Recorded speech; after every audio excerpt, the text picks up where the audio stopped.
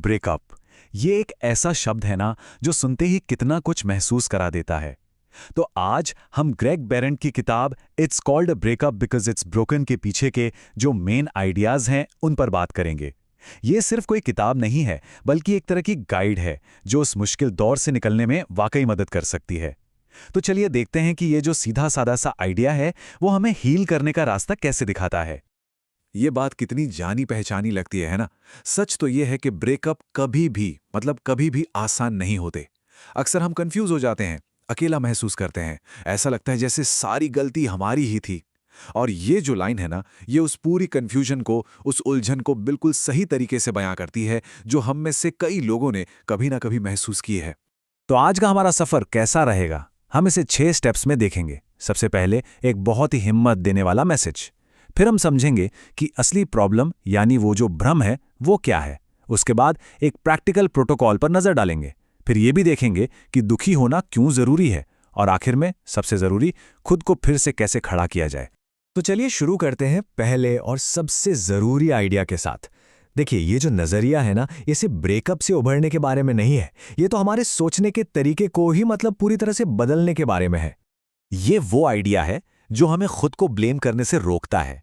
इसका जो main point है वो ये है कि किसी रिश्ते का खत्म होना कोई पर्सनल फेलियर नहीं है, नहीं, बल्कि ये एक जरूरी मौका है खुद को वापस पाने का। और सच कहूं तो ये सोच बहुत बहुत ज्यादा पावरफुल और आजाद महसूस कराने वाली है।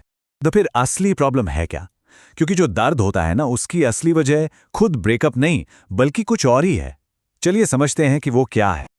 और वो प्रॉब्लम है भ्रम, एक झूठी उम्मीद, ये सोचना कि अरे शायद सब ठीक हो जाएगा, शायद वो वापस आ जाएंगे। लेकिन सच्चाई तो एकदम सिंपल है, जो किताब का टाइटल भी कहता है, अगर ये टूट गया है तो मतलब ये टूट गया है। और इस बात को मान लेना, बस मान लेना ही क्लैरिटी की तरफ पहला कदम है। और बस यहीं पर एक छोटा सा लेकिन बहुत बड़ा एक रेवोल्यूशनरी बदलाव आता है हमारी सोच में। ये पूछने के बजाय कि मेरे साथ ही ऐसा क्यों हुआ, हम ये पूछ सकते हैं कि मैं किस चीज से आजाद हो रहा हूं। हाँ, इससे दर्द फौरन खत्म नहीं हो जाएगा, लेकिन ये हमारी जिंदगी की कहानी का कंट्रोल वापस हमारे हाथों में दे देता है।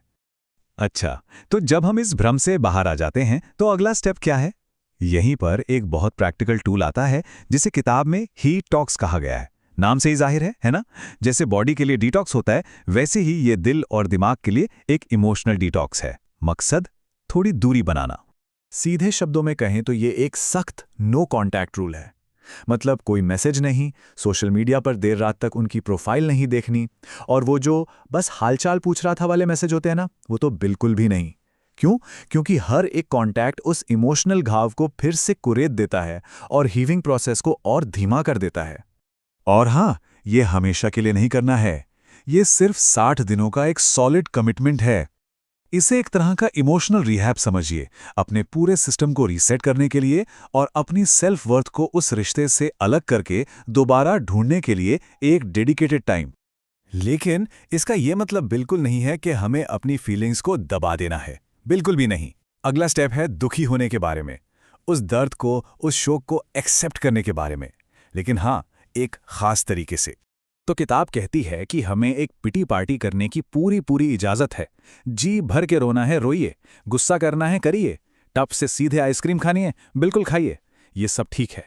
अपनी फीलिंग्स को पूरी तरह महसूस करना और उन्हें बाहर निकलने देना हीलिंग का एक बहुत जरूरी हिस्सा है। लेकिन यहाँ एक बहुत जरूरी वार्निंग भी है। जैसा कि कहा गया है, ये एक पार्टी है, कोई परमानेंट एड्रेस नहीं। इसका मतलब क्या हुआ? मतलब ये कि दुख को एक टाइम लिमिट देनी होगी। सब कुछ फील करो, उसे वक्त दो, और फिर धीरे धीरे आगे बढ़ने के लिए खुद को तैयार करो। और अब आता है इस सफर का सबसे पावरफुल हिस्सा। जब हम दुख और शोक से आगे बढ़ जाते हैं तो बारी आती है खुद को फिर से बनाने की, अपनी पहचान को उस रिश्ते से अलग करके दोबारा खोजने की।